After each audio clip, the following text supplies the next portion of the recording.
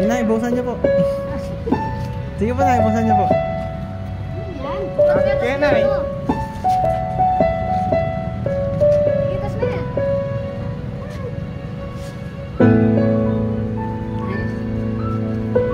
Happy Mother's Day po. Mother's Day. Yo, patuloy nga. Para sa inyo po yan ay Happy Mother's Day po. Galing po kay Pop.